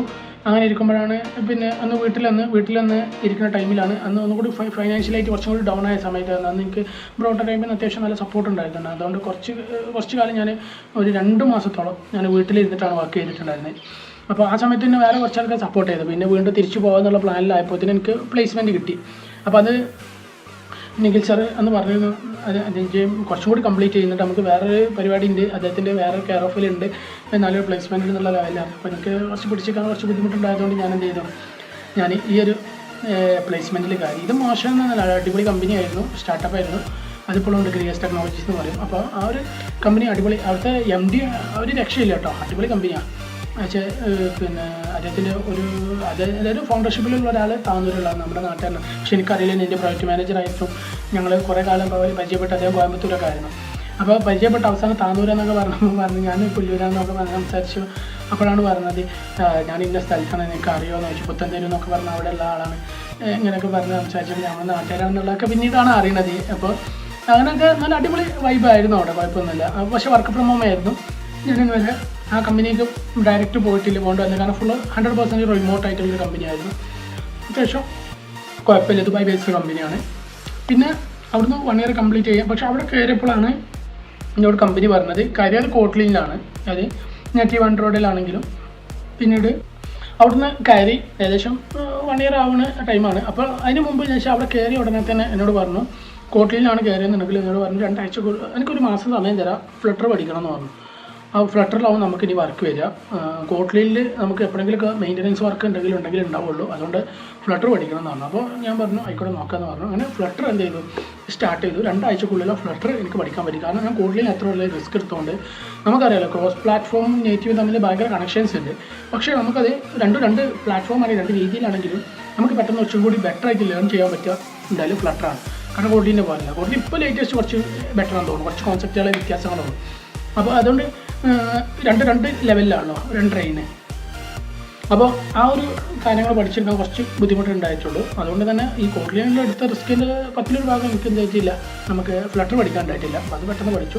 അവിടെ ഒരു 1 year കംപ്ലീറ്റ് ചെയ്തപ്പോഴാണ് എനിക്ക് അതിന് കൂടെ ഞാൻ ഇവിടുന്ന് ഇറങ്ങാമെന്നുള്ളൊരു തീരുമാനമായി. കാരണം വർക്ക് ഫ്രം ഹോം ആയി. ഞാനിങ്ങനെ ഒന്നല്ലായിരുന്നു, ഞാൻ സ്ലിം ബ്യൂട്ടി ആയിരുന്നു. പിന്നെ ഹെൽത്തിൻ്റെ ഇഷ്യൂസൊക്കെ വരൽ തുടങ്ങി. കാരണം വർക്കൗട്ടിനൊന്നും പോകണില്ല, ഫുള്ള് മടിയാനായി തോന്നി. അപ്പോൾ വീട്ടിലിരുന്നിട്ട് ഒന്നിനും പോകാതൊക്കെ ആയിട്ട് ഇപ്പോൾ വീട്ടുകാർ പറഞ്ഞു, നല്ല പ്രഷർ വന്നു. അപ്പോൾ ഞാൻ നല്ല ബെറ്റർ ഓപ്പർച്യൂണിറ്റി സെർച്ച് ചെയ്യാൻ നല്ല ലെവലിലായി. അപ്പോൾ ഞാൻ കമ്പനിയോട് പറഞ്ഞു ഞാൻ നല്ലൊരു ഓപ്പർച്യൂണിറ്റി നോക്കുന്നുണ്ട് നല്ല ലെവലിൽ പറഞ്ഞു. അപ്പോൾ അതിൻ്റെ MD പറഞ്ഞു ഞാൻ ദുബായിക്ക് വരികയാണെങ്കിൽ ഞങ്ങൾക്ക് നല്ല ഓഫർ തരാമെന്ന് പറഞ്ഞു. അപ്പോൾ ഞങ്ങൾ പറഞ്ഞു എൻ്റെ പേഴ്സണൽ ആയിട്ടുള്ള കുറച്ച് കാര്യങ്ങൾ കൊണ്ട് പറയാൻ പറഞ്ഞു. ഞാനിപ്പോൾ ദുബായിക്ക് വരാനുള്ള പ്ലാനില്ല, ഞാൻ നോക്കട്ടെ എന്ന് പറഞ്ഞു. അപ്പോൾ ഇതാക്കി അതിന് സംസാരിച്ച് നേരെ എന്ത് ചെയ്തു, ഇൻ്റർവ്യൂസ് അറ്റൻഡ് ചെയ്യാൻ തുടങ്ങി. ഇൻ്റർവ്യൂസ് അറ്റൻഡ് ചെയ്യാൻ തുടങ്ങിയപ്പോൾ എനിക്ക് ഒരുപാട് ഓഫർ ലെറ്റേഴ്സ് അവിടെ നിന്ന് കിട്ടിയിട്ടുണ്ടായിരുന്നു. ഒരുപാട് ഓഫർ ലെറ്റേഴ്സ് കിട്ടി. ഏകദേശം 10-12 മേലൊക്കെ ഓഫർ ലെറ്റേഴ്സ് എൻ്റെ വലിയുണ്ടാവും. അതൊക്കെ കിട്ടിയിരിക്കുമ്പോഴാണ് ഞാൻ ഒരുപാട് ആഗ്രഹിച്ചൊരു കമ്പനി ഉണ്ട്. വെച്ചാൽ എൻ്റെ കൂടെ വർക്ക് ചെയ്ത ഒരു കൂട്ടുകാരനുണ്ട്, സൽമാൻ എന്ന് പറയും, വയനാടുള്ള എൻ്റെ ബാച്ചിലുണ്ടായിരുന്നതാണ്. അവന് കയറിയത് യൂഗോട്ട ഗിഫ്റ്റ് എന്ന് പറഞ്ഞ ഒരു കമ്പനിയിലാണ്. അപ്പോൾ ആ കമ്പനിയുടെ ബാക്ക്ഗ്രൗണ്ട് നോക്കിയപ്പോൾ അടിപൊളി കമ്പനിയാണ്, ഒരു രക്ഷയില്ല. അപ്പോൾ അത് ഞാൻ ഒരുപാട് ആഗ്രഹിച്ചിട്ടുണ്ട് അവിടെ കയറാൻ വേണ്ടിയിട്ട്. കാരണം നമ്മൾ ചില കമ്പനീസ് നമ്മളിപ്പോൾ ഗൂഗിളിൽ ആഗ്രഹിക്കുന്ന ആൾക്കാരുണ്ടാവും. അതുപോലെ നമ്മുടെ നാട്ടിലുള്ളൊരു MNC കമ്പനിയിൽ കയറാമെന്ന് പറയുമ്പോൾ അതായത് വേറെ ഇതാണല്ലോ, വെച്ചാൽ അത്യാവശ്യം കുഴപ്പമില്ല, നല്ല അടിപൊളിയാണെന്ന് തോന്നുമ്പോൾ എനിക്ക് വളരെ ആഗ്രഹമായിരുന്നു അവിടെ കയറാൻ. അപ്പോൾ ഞാൻ അവിടെ ഒരുപാട് ടൈം ട്രൈ ചെയ്തിരിക്കണം. അപ്പോൾ ഇപ്പോഴാണ് കിട്ടിയപ്പോൾ ശരിക്കും ഇൻ്റർവ്യൂവും കഴിഞ്ഞു. അത്യാവശ്യം നല്ല റിസ്ക്കുള്ള ഇൻ്റർവ്യൂ ആയിരുന്നു, ഒരുപാട് സ്റ്റെപ്പുകളുണ്ടായിരുന്നു. അതൊക്കെ കഴിഞ്ഞിട്ടാണ് അവിടെ കിട്ടിയത്. സോ അവിടെ കയറ്റി ഒരുപാട് ഓഫർ ലെറ്റേഴ്സ് കയ്യിലുണ്ടായിരുന്നു. പിന്നെ അപ്പോൾ ഞാൻ ആ ഓഫർ ലെറ്റേഴ്സൊക്കെ റിജക്റ്റ് ചെയ്ത് ഇവിടെ കിട്ടിയപ്പോൾ എനിക്ക് നല്ല പാക്കേജ്, കുഴപ്പമൊന്നുമില്ല, അത്യാവശ്യം കുഴപ്പമില്ലാത്ത പാക്കേജ്.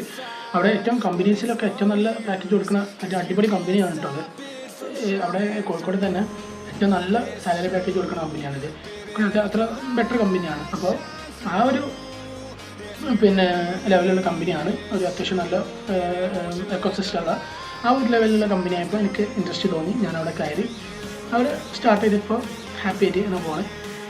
ഇനി ഒരുപാട് കാര്യങ്ങൾ ആക്ടിവിറ്റീസ് ചെയ്യുന്നുണ്ട്. അതിൻ്റെ കൂടുതലാണ് ഇപ്പോൾ നമുക്ക് എന്തെങ്കിലുമൊക്കെ ചെയ്യണം. കാരണം അറിയാലോ, സോഷ്യലായിട്ട് കൊണ്ട് വർക്ക് ചെയ്യുന്ന മൈൻഡ് സെറ്റ് ഉണ്ടായിരിക്കും. ഒരുപാട് വാട്സപ്പ് ഗ്രൂപ്പ് കമ്മ്യൂണിറ്റീസൊക്കെ ക്രിയേറ്റ് ചെയ്തിട്ടുണ്ടാവുക.